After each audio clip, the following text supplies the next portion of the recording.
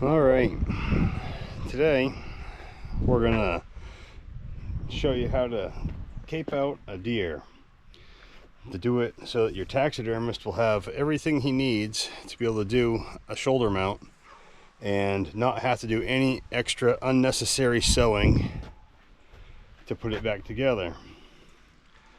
Let's get going with this.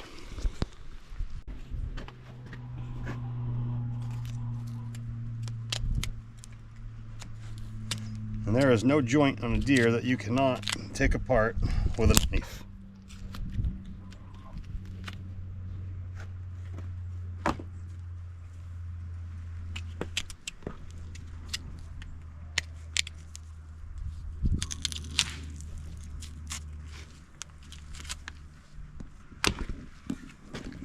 Now, follow that brown and white line. It's a very definitive line. There is no need to go through the armpit. You follow it all the way around the back, keeping all the white hair on one side and all the brown hair on the other side as much as possible, particularly in this area. If they have to sew it back together, you are likely to see it on a mount. Then back up to the ribs, keeping all the brisket intact so that they have enough to pull down over the mannequin. Same thing with the other leg. Following up that brown and white line. It's on the back of the leg. This is the back of the leg. The front of the leg is on the front of the deer. So it's on the back side of the leg. You follow that line all the way up and around. If you keep all this in there, you'll be able to put it on any mount that you're looking for. Now, to make sure that you've got enough cape, this is still more than enough right here. You can go all the way around.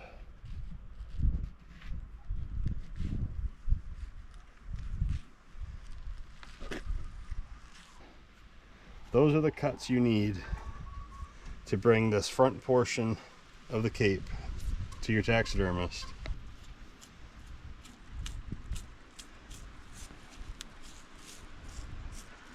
And don't worry about leaving too much on the skin.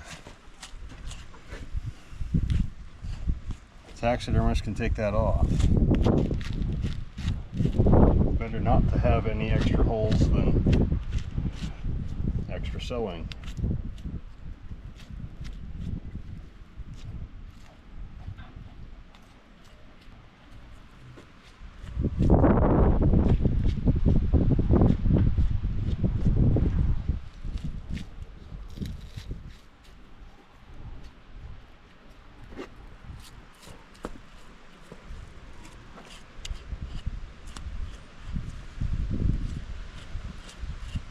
Bullet holes are understandable. The deer has to be shot somehow. Or broadhead holes, regardless of method.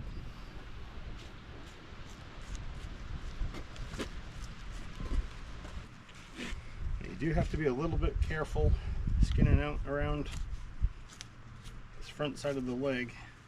The skin is pretty thin, particularly up here in these pockets where the leg meets the brisket.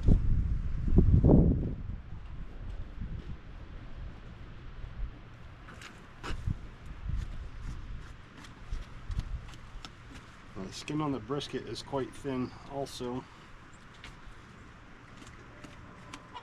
where it bunches up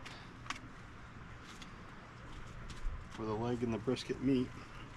It's a common spot for people to cut holes. Just to be careful of that area also.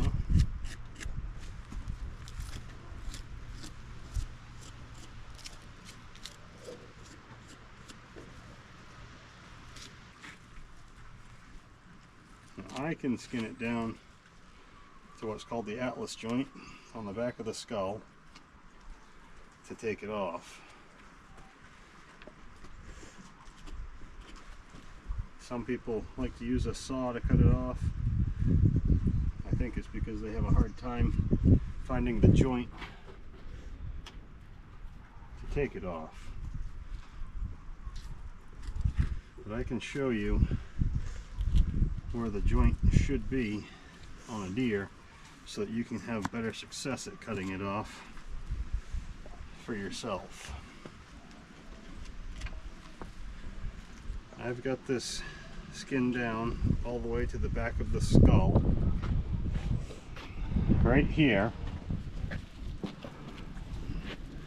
on the back of the skull you'll see a V-line in the muscle.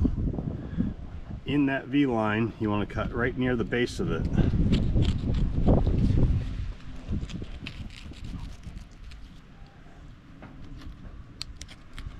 And it will open up to where you can see the spine, and then use the tip of your knife and you can probe around until you find the empty pocket right there. That goes all the way through the spine so that you can cut the tissue on either side of the joint. See, it's opening up right here. And get right down in here. You've got the bone right here. We'll cut this side a little further.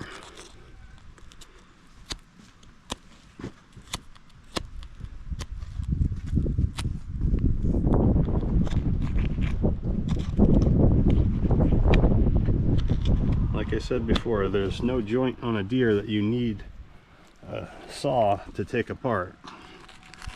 Everything will come apart with a knife.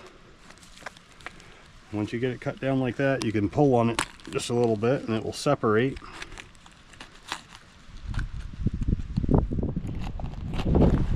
And it will come right off. Now there's no more bone to have to cut through to take this the rest of the way off. Just be careful not to let your deer's antlers smash the ground or concrete floor, because the tines will break. If you like the way that it looks, try not to drop it. There's two little bones right here. You can see it's got a little bit of a flex right here. There's a joint right in between it. And the deer's done. Wrap that up in a bag and put it in the refrigerator or freezer so that you can bring it to your taxidermist. If you can't do it right away, definitely freeze it as well as you can. If it sits out for any amount of time, it starts spoiling as soon as it's shot. So please try to take precaution and keep your mounts as well as you can. The better it comes to the taxidermist, the better it will come back to you.